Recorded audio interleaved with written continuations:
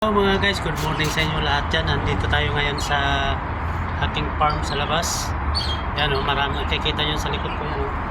May mais dyan, mayroong alubati, mayroong sili na naman dito o.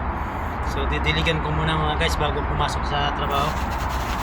Kaya mga guys, magtatanim din kayo mga gulay para hindi na kayo bibili ng gulay, para makatipid-tipid ba.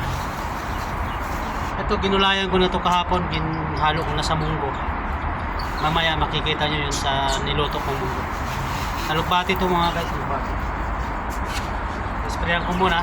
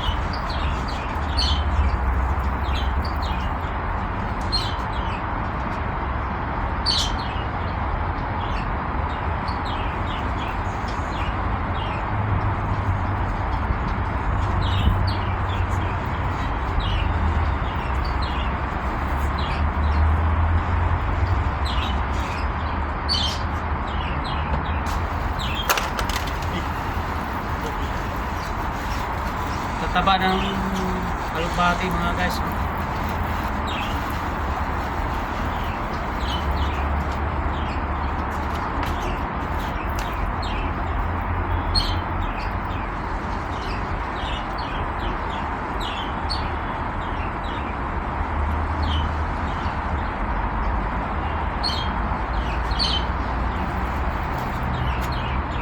Nalalapat ng dahon, no? Grabe.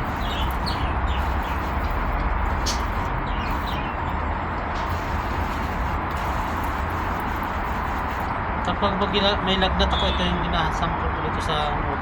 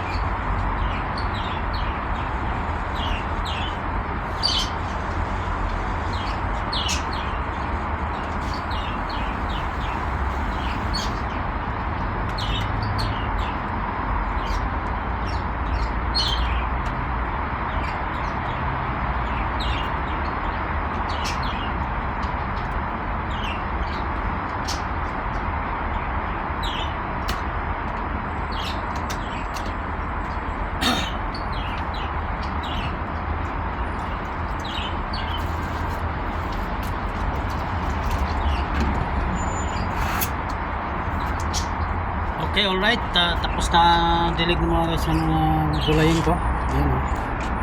Ayan o. Hindi pinapagapan ko siya papataas para hindi siya magsayad sa lupa. Para malinis ba.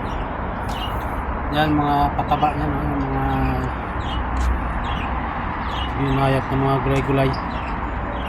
Meron ako sili dito. Isang pirasong sili. Ito malaki na. May sibuyas din ako dito mga guys.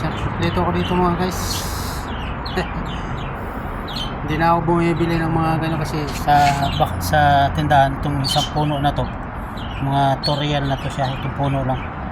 So magkano na yung toriel? 30 pesos na yon. Kaya magtanim-tanim na lang, putol-putulin mo na lang ito pag kailangan mo. And then meron din ako ditong mais. Yan. Malaki na siya. 3 piraso lang to. Ito isa, maliit pa isa. Sa okra, magulang na yung okra. Yung lubati, yan o. Yung ginulayan ko na ito kapon, ito wala ng mga dahon o. So ginulayan ko na to siya. Baunin ko na yung gulay ko mamaya. Ulam. May okra naman ko dyan, pang binhi, dalawa. Para makatanim naman ulit ng okra. Dito lang ako sa harap ng ano na to, highway. Yan, mga guys. Okay na mga guys.